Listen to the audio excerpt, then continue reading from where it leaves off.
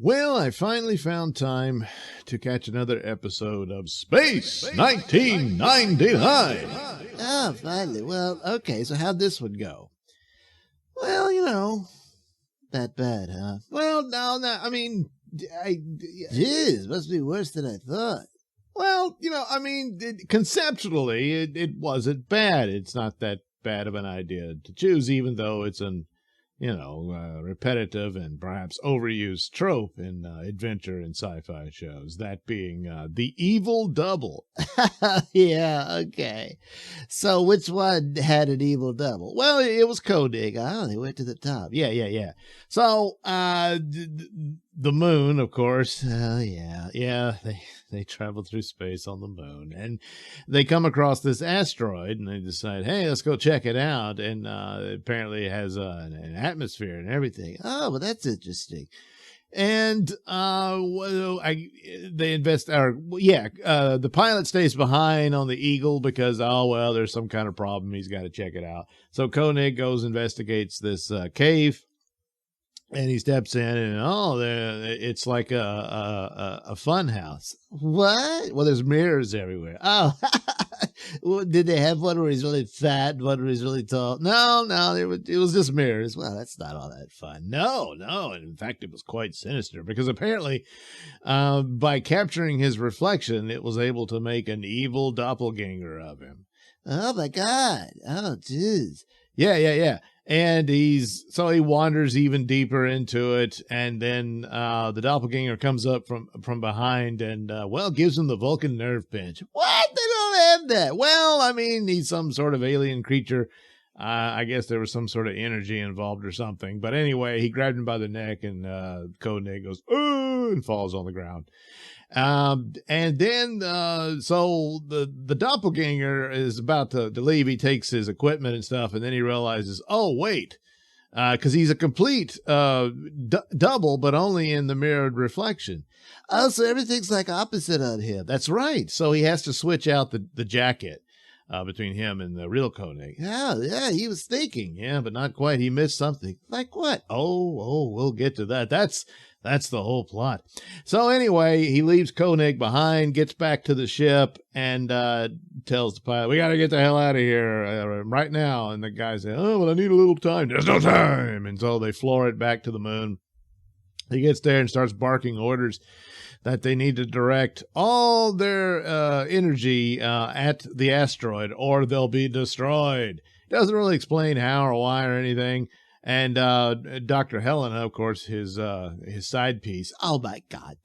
Girlfriend. Well, okay, girlfriend, but that's really outdated. And I don't know, partner. Okay. Anyway, so she says, hey, that could tax the life support systems.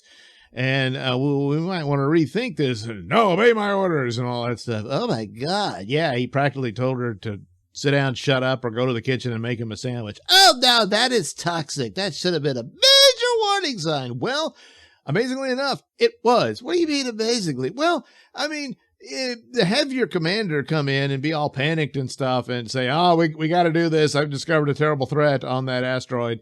And to immediately jump to questioning him is like they pushed that already. And I mean, Maya, the shape-changing girl, stands up to him too, and so he sends her to her room. What? Well, she's to remain in quarters or whatever.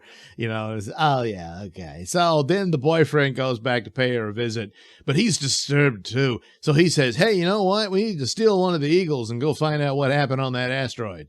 So, well, good Lord, that's rather. I mean, what evidence do they have that there's something up? Just that his orders they thought was a bit much, and that he was, being an asshole to Dr. Russell and Maya, And so they decided to commit mutiny? Yeah, just on that.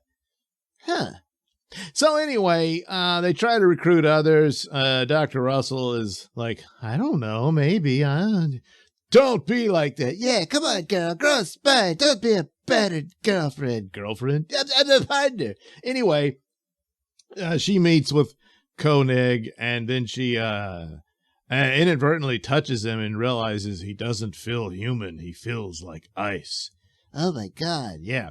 Because meanwhile, back on the asteroid, Koenig is still trapped there, and he meets the central control of the asteroid. And it turns out what the deal is, that this contains all the DNA repository of a race of people who were nearly destroyed, and their only hope of survival was to store themselves in this asteroid and look for another world to steal all their power from, to regenerate themselves and replace that world.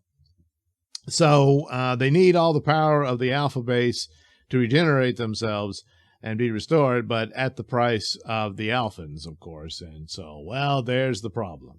Oh, my God. So what does he got to do? Not much. He just gets captured and frozen. Oh. So meanwhile, back on Alpha Base, so now Helena's like, oh, my God, I don't think that's him. And then they try to recruit, what's his name, the blonde guy, Alan or whatever. The guy who flies the Eagle all the time. Right, him. And he's like, hey, man, I don't know. I mean, I know the guy's being an a-hole, but that's not enough evidence to do a mutiny on him. And, he's got a point. Yeah, he kind of does. But they decide to, Tony and Maya decide to steal the Eagle anyway. So they go to do it, and but evil Koenig has put guards on it and everything. So Maya's got to turn into some kind of alien bug creature or something, and it scares the guard. He goes, really? Yeah, pretty much.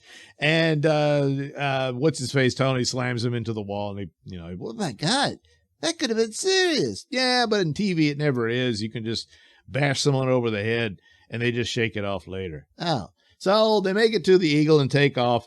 And then evil Koenig tells Alan to shoot that thing down. Oh, my God. That's right. Alan's like, hey, wait a minute. We can't do that. Yes, you can.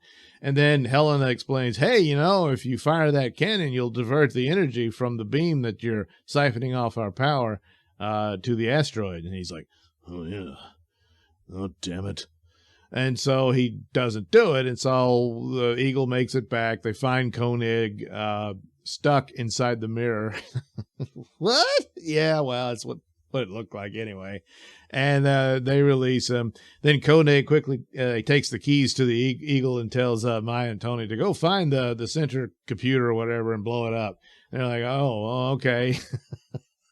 So he gets on the Eagle, goes back. Meanwhile, Helena's trying to prove to the rest of the crew that this isn't the real Commander Koenig. And do they believe her? I guess not. I mean, they're all just sort of staring and not knowing what to do. And then all of a sudden, real Koenig shows up. And so then you got the split camera thing they always like to do. Oh, yeah. And Koenig is like, he's not the real Koenig, I am. And then the evil Koenig says, look at his jacket. It's all reversed. He's obviously the copy. And they're like, oh, yeah. But then Koenig pulls out his ace up the sleeve. What's that? His hair. What do you mean? Well, evil doppelganger apparently didn't have a comb, so he had the opposite part to real Koenig. Are you kidding me? No, that's where he slipped up. He forgot to comb his hair in the proper part because, that's Koenig's hairstyle, and he didn't think of that. So that's how they convinced. Yeah. And so that's that. Koenig destroyed the computer with I can't even remember how he did that. I guess he just turned off the stream or something and it blew up because it was right on the cusp of regenerating or whatever.